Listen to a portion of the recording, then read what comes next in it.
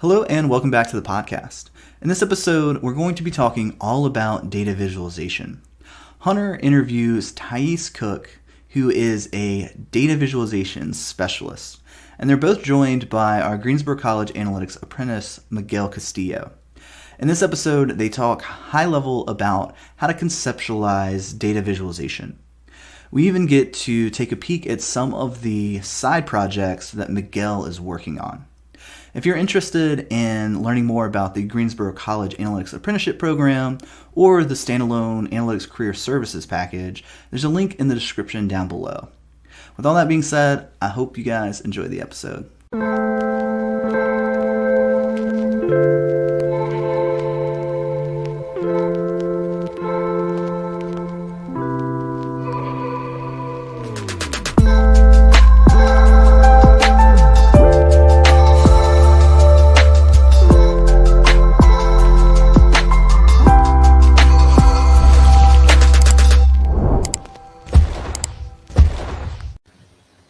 And we're live. Hello, everybody, and welcome back to the How to Get an Analytics Job podcast. And today we have, once again, two phenomenal guests, just back-to-back weeks, phenomenal guests. We have Thais Cooke and one of our students, Miguel. Thais, how are you doing today? Good. How are you doing? I'm doing great. So, Thais, you've been working in analytics for almost 2 years now, or 1.5 years? A year and a half. Yes. Okay. And you work with dental data, is that right? That's right. Yes, that's correct. So talk me through that. How did you get started doing that? Okay, so I'm going to try to summarize as much as I can. I was a clinical dental hygienist for about 11 years, and I was feeling burned out for many different reasons. I'm not going to go into details. I'm not going to bore everybody with the details, but I was feeling very burned out from working clinically, and I was already thinking about getting out of the clinical setting. And then COVID happened. And when COVID happened, there was my last push to take a step back, take a deep breath, and figure out where to take my career next, where my professional life would be next. And then one day I was talking to a friend of mine who was in the same industry as I am, but she was not in clinical. She was in the lab side of dentistry, which is the crowns, bridges, and all of those prosthetic things that we create. And I mentioned casual conversation that I wasn't working clinically anymore, told her my reasons. And then a few months later, she contacted me and she said, listen, I need somebody to work with the data that is being generated in my office. We have a lot of data. We receive cases from all over the country, and somebody needs to take care of this data. And the reason why she contacted me was because she really needed someone who had the background and knew the terminology, the dental terminology, knew what is an implant, what is a crown, what is an abutment. And I'm probably speaking Greek now, but knew that terminology. And she wanted somebody that knew the industry well in order to do that. That was my first encounter with data, and that was it. The rest is history. And I have been dealing with that ever since.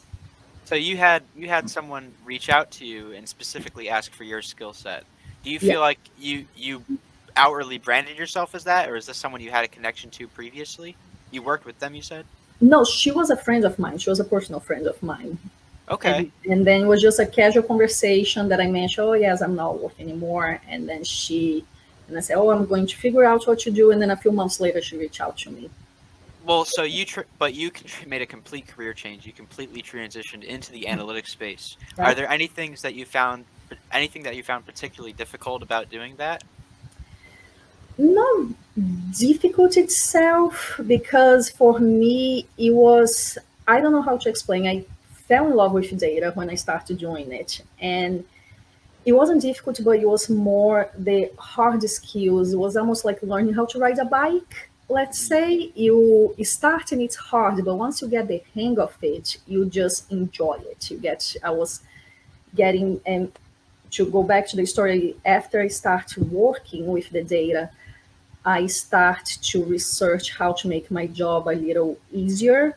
I believe in working smarter, not harder.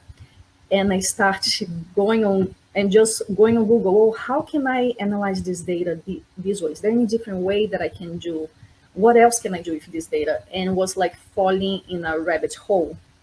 And I just started learning more about Excel and Google Sheets. That's what I use at work mostly. But then I started learning about SQL and how to analyze data with SQL, how to clean data with SQL. And from there went to visualization tools and so on. So you are an avid proponent of Google then to solve complex problems. Oh, yes. Oh, yes. As many people will tell you in the analytics space, Google is your best friend. It's a skill, and it's not only Google. You have to know what to Google. That's the thing, because you have to know exactly what to look for in there. Do you find videos to be more informative for you, or do you find forum posts to be more informative? Because you mentioned you use SQL, so I'd imagine that you probably use Stack Overflow.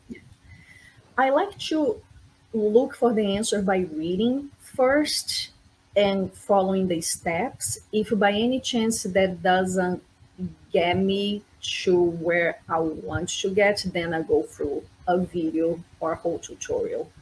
If I can't find the answer just by reading and following step by step, then but the point is, you are when you're reading stuff, you're essentially teaching. You're self-teaching to make your job, like you said, smarter, not harder. Yeah. And so, how important do you think for upcoming analysts is having the ability to self-teach yourself things? It's extremely important. It is extremely important. I think. Don't get me wrong, of course, all those courses are extremely important to give you the basis, to give you the foundation. Absolutely. I'm not going to say nobody learn just by, like I say, learn just by going there and asking a random question. You have to know what to ask. Right. So I am a strong believer of, if you are in this field of data analytics, it's learning every day, every single day, consistently. Even if it's, let's say, you don't have, especially if you work full time and you have a family, you don't have all the time in the world to do it, set up a little bit of time every day, a slot where nobody bothers you. Believe it or not, for me, I don't advise everybody to do this, okay? Just the crazy people like me who like to wake up early. But my body wakes up at 5:30 in the morning. There's nothing I can do. So I wake up at 5:30. Everybody in my house is sleeping, so I'm okay. I get up, make myself a good cup of coffee, sitting there, and from, let's say, wake up at 5:30, by 6, I'm ready. 6 to 7, nobody bothers me. I'm drinking my coffee and I'm studying. But it's something that it's an everyday thing, every day, just because, especially in this field, there's so many new things that come up every day. Every day there's something new. So you really have to every day practice a little bit. And it's a marathon, not a sprint. So I say, don't get too crazy about, I need to learn Python in a month or something like that. Don't get too crazy like that, because it's for the longer run. You really want those skills for the longer run. Right. So marathon, not a sprint. Yeah. But you managed to gather all of this knowledge, these hard skills, in a matter of a year and a half. I'm a work in progress. I'm a work in progress. I don't claim to know so much. It's just a work. I'm a work in progress. Well, this seems to be a common theme when I talk with analytics people. Is always going back to this idea of, can I actually do what I say I can do? Because I think a lot of analytics people struggle to get boots on the ground. They accumulate all of this knowledge over time, and then they don't ever actually apply it. Yes, so I look at that, let's say that you pull a raw data about whatever project it is. What I do is I try to see, if I try to put myself in the shoes of the audience or the stakeholder, and what do they want to know from this data? So just ask those questions. If it's a lot of information at the same time, some raw data is obvious, and you just, okay, I can do about this and this and this and this, and that's it. Some is a lot of information. So I try to put myself in the audience shoes and, okay, what exactly do I want to know? And just write those questions down and try to find answers on those questions based on that.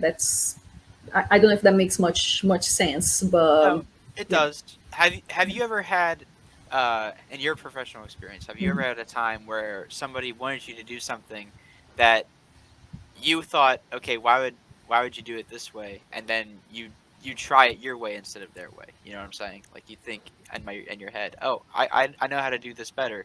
Let me do that and show them. Or do you just go with like essentially what you think they're gonna say? All right, one. Well, I try to go with the flow of what they want, but if I have another plan, I try to do that on the side and do almost like a test to see if that is going to bring me to a better result. Hmm. And if it does, then I go and I show, hey, listen, I did what you asked, but by the way, look, I did this way too, and this way seems to be a little better. What do you think? And open conversation from there. But Yeah. So, well, that's a great method of communication yeah, is showing, not telling. yeah. It's I think sometimes it's hard for a lot of people, especially in businesses today, Mhm, to grasp some of these more complex ideas and data, some of these more mhm, maybe mathematical side of things. mhm. And it's not so much dumbing it down, it's just putting it in terms that they can understand, in business acumen terms. Do you find that you have to do that a lot in your job? Well, I guess for you it would be dental terms. Yeah. Well, I used to do that a lot, believe it or not, as a dental hygienist. That was something that I brought from the clinical. That I think that's why I'm so passionate about data visualization communication, because I could tell something to my patient. Okay, let me see if I remember technical terms. Something like, you have a 7 millimeter pocket on distal of number 15. That doesn't mean a thing. That doesn't mean a thing. But if I use that in terms, and like you said, it's not dumbing down by any means. It's because that person did not go to dental school and doesn't know what I'm saying. So if I say, hey, in this tooth all the way in the back, you have an infection that is deeper than what we thought it would be. Oh, okay, makes sense.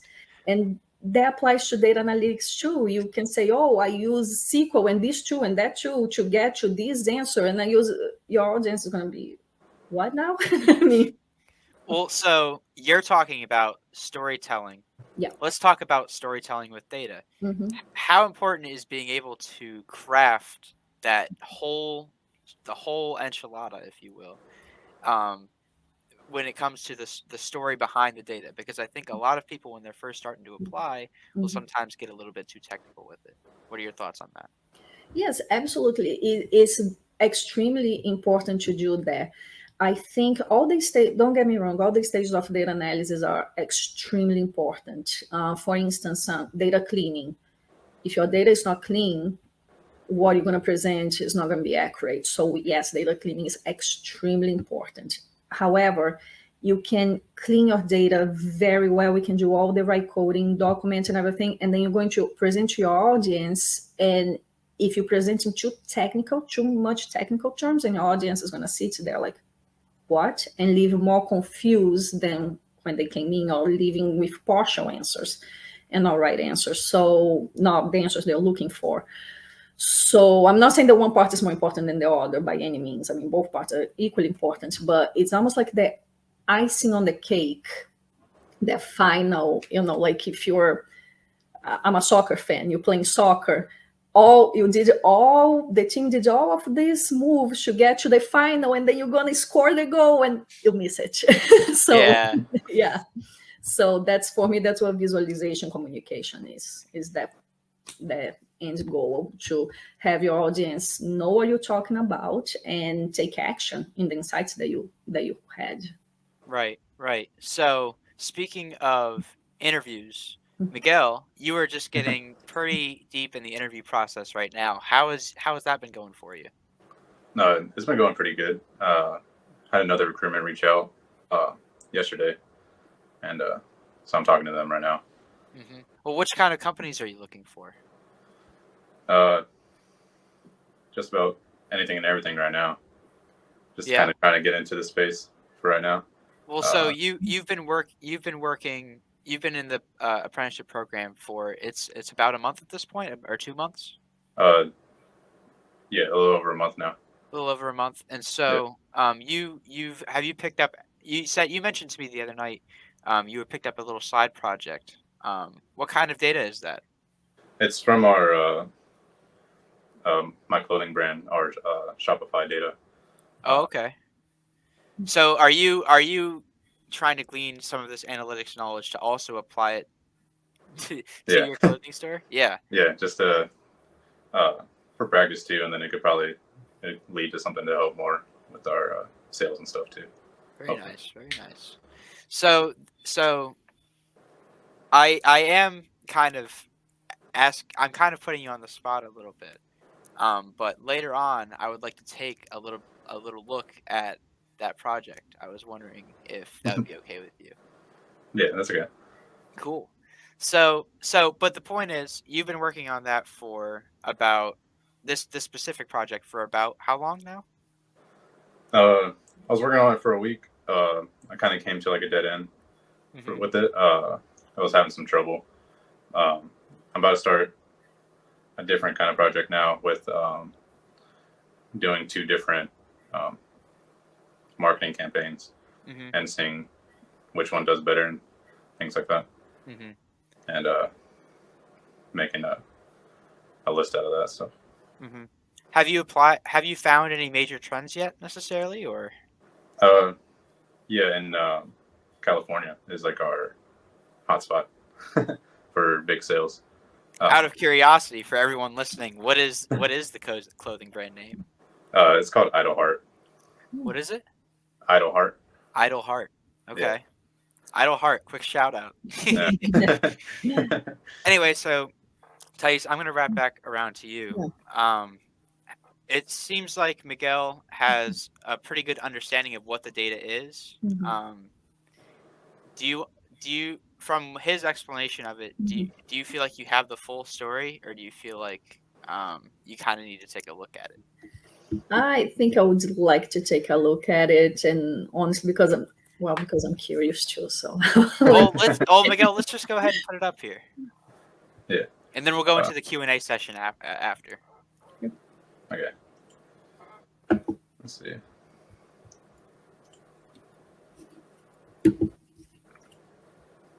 So just to fill the gap here, Thais, where were you from originally? I'm from Brazil originally. Brazil. Okay. Yes, but I lived in Florida for 14 years. Yes, and South Florida. Yeah. And now I'm in Raleigh, North Carolina for about almost 3 years now. Yeah, wow. So you took the same Florida to North Carolina trip that I had to take at some point in time. So for those of us just joining us again, we just had a little bit of technical difficulties getting that up, but now we are good to go. So Miguel, walk us through what we're looking at here. So you mentioned that this is your Shopify data here. Oh, okay. Yep.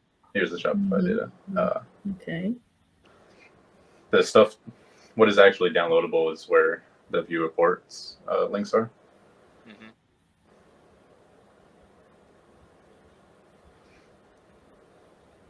And you just import the data. Can you just connect right to this data source from Tableau, or do you have to like import it? I download it as an Excel file, then I move that into Tableau. Okay.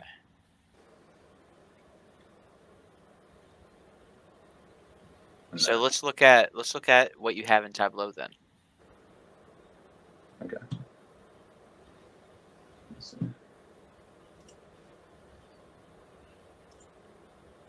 Okay, so it looks like you have the. Oh, this is a different thing. Oh, this is different. Well, what is it? What is that? What were we just looking at? Oh, that was from one of John David's case studies that he has on his website. This looks interesting. Can you talk me through what we're looking at here? Yeah. Some stuff I need to fix. Well, don't focus too much on the stuff that's wrong. Let's talk about the stuff that's right. So I can see that you have sales by category there, and then you also have some geo data. Yeah, I think this was Amazon data, and believe we were finding the areas that had most sales and items that were doing the best. Mm-hmm. And it was a lot more of a Tableau walkthrough type deal, like getting a feel for it whenever I first did it. I see. Okay. Mm. So this one's a little bit older then. Do you feel like at this point there's anything that you would change about this? Yeah, probably change the size of this chart. I think it needs to be a little bit bigger. The dual axis chart you've been talking about? Yeah, the line chart down here. Yeah. I think it needs to be a little bit bigger. I think the word or the numbers up here need to be bigger. Yeah. Yeah, I'd Mhm. agree. Just some Yep. UI stuff.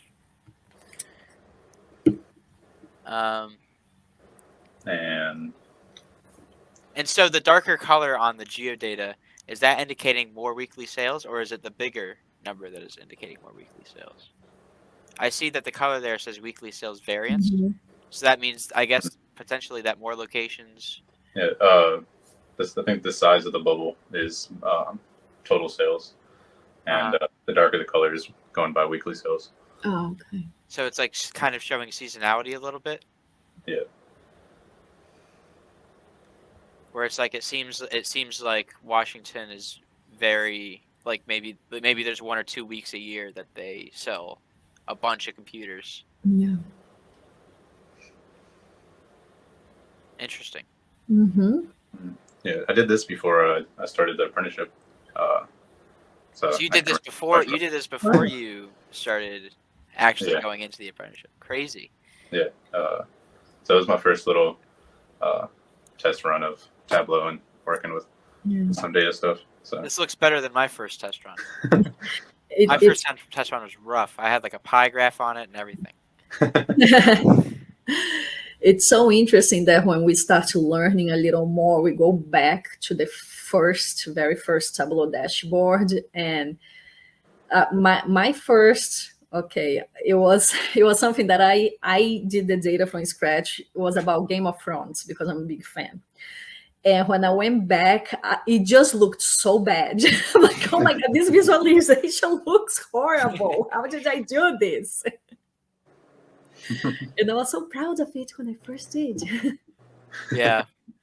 I mean, sometimes I look back at it and it's like, I really don't understand what was going through my mind at the time. Yeah. And I think it's a little bit of like, I think it's a little bit of like, this is my work, so there must be something wrong with it. The classic imposter syndrome. Or it's a little bit of, I mean, I've come a long way since then. So you, Miguel, presumably have come a long way since this. Let's look at the other stuff that you're going to pull up. Yeah, I was going to go ahead and pull up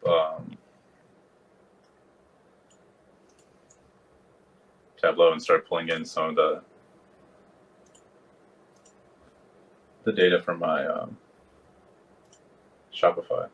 If that'll pop up. I think it's at the bottom of the screen there. It looks like it was hiding off the screen. I just saw it. Yeah. Oh, there it is. There it is. Yeah, right. Okay, so, well, right now we're looking at a blank sheet, so let's...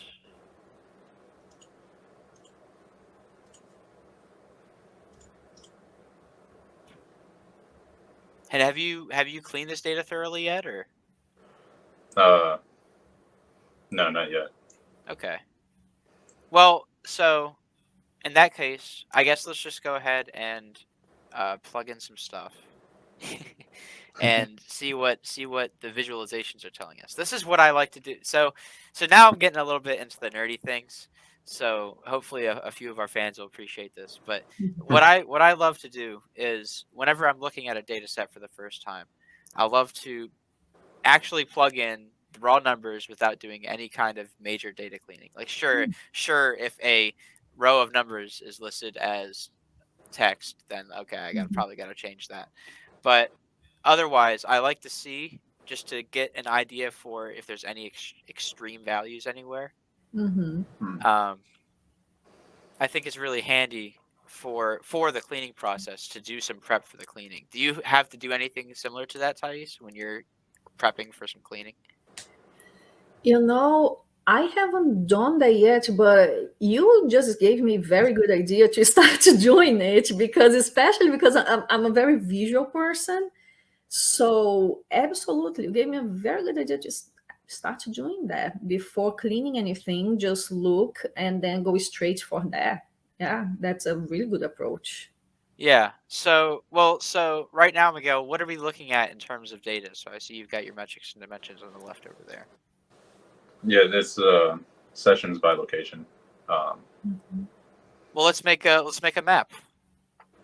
Throw up a map real quick.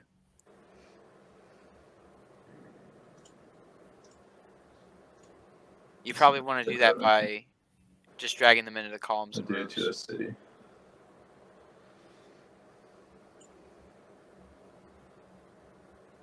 City, 12 sessions.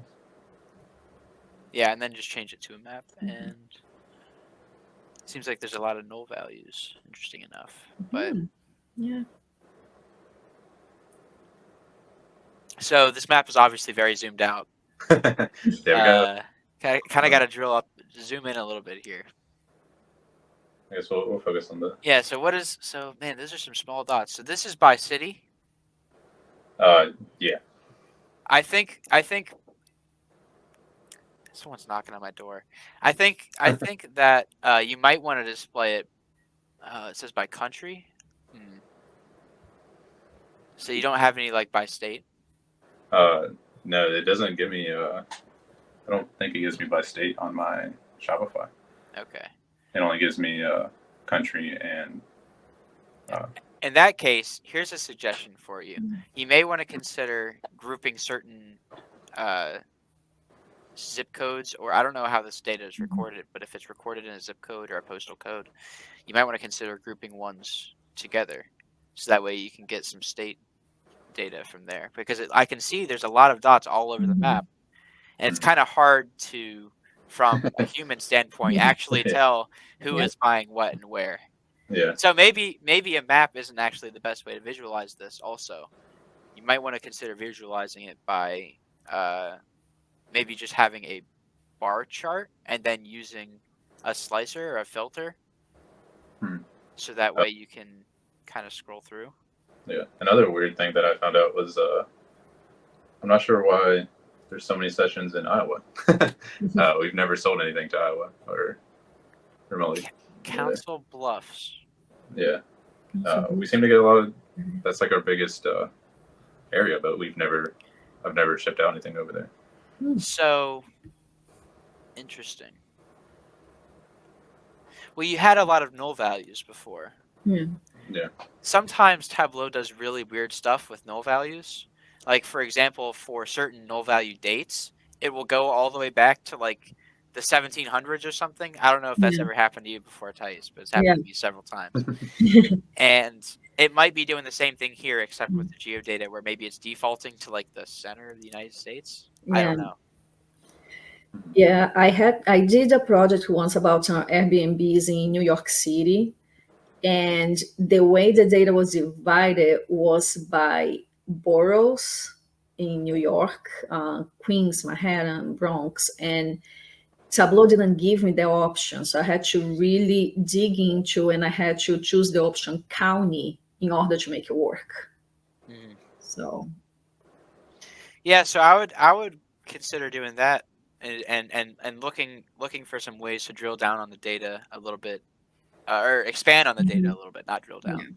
It's drill down anymore. We're gonna go to like the person walking on the street, but yeah. So I would consider doing that. That could be something for another time, but so well, let me ask you this, Miguel. Are there any specific questions about maybe this or anything getting into the analytics space that you wanted to ask Thais?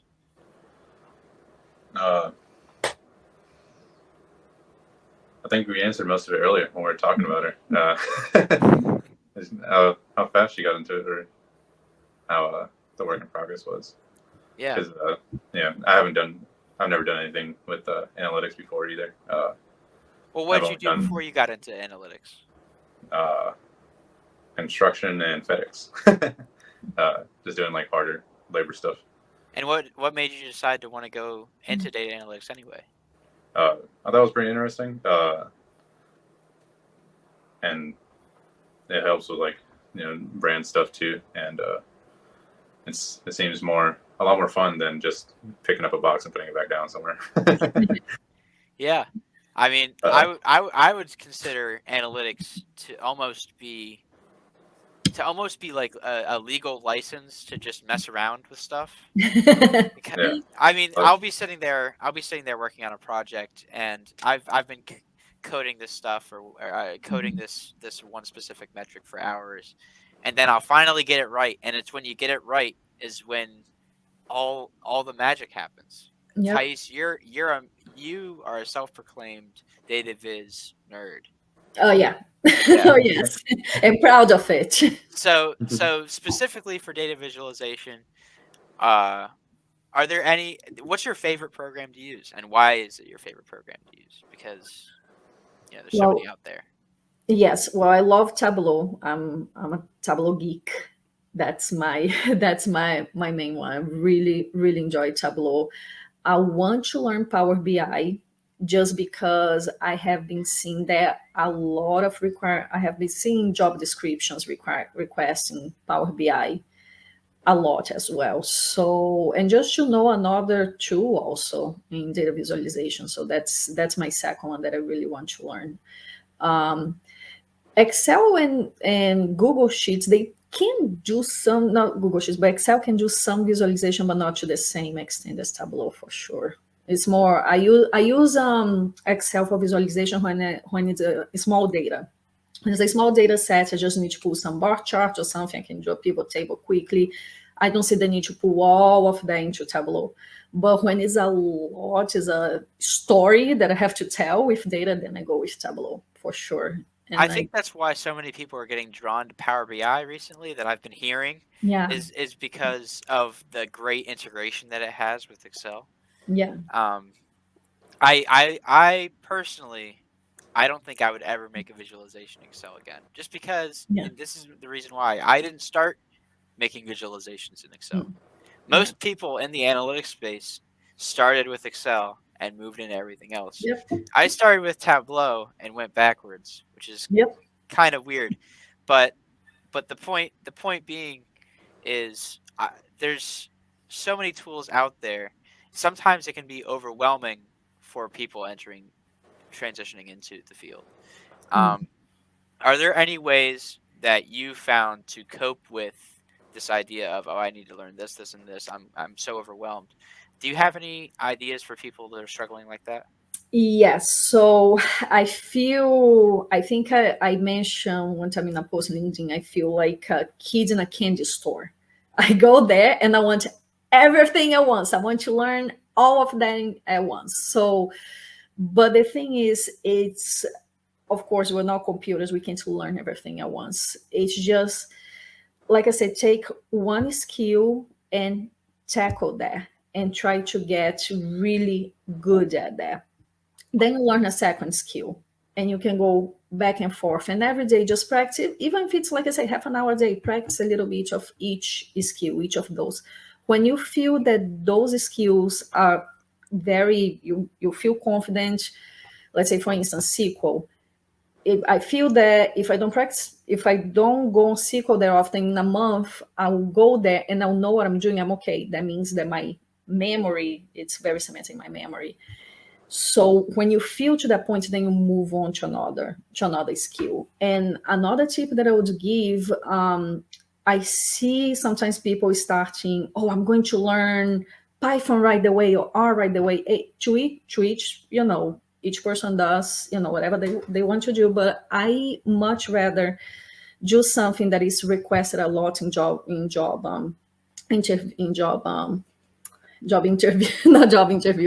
requirements, which is SQL is basis.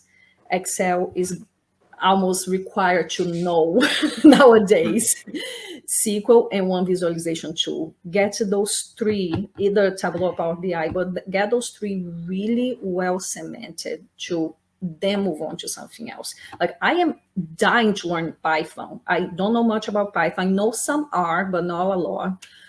And I'm dying to learn, but I know if I move on to that, I'm getting better at Tableau now. I know that my knowledge in Tableau might go down a little bit because, I still haven't gotten there, at least to the point that I want. So you said you have to revisit old tools that you haven't used at least once a month just to kind of dust off the old, just to see if it's still up there? Yes, definitely. Yeah. Yes, every day. But for me, it's fun. It's I'm saying I'm a data geek. for me, it's fun to do it. Right. Well, it's important to challenge yourself. Yeah. I almost think of it like I'm playing a game against myself to see if I can win. It's like, can I give myself a problem, execute on it, and tell somebody the story about the whole process? Yeah. I think those are the three major things that you want to do when you're learning and when you're going into an interview. Yeah, absolutely. Absolutely. Yeah. So, Miguel, I'm going to come back to you one more time. Is there anything else that you have thought about that you would like to ask Thais?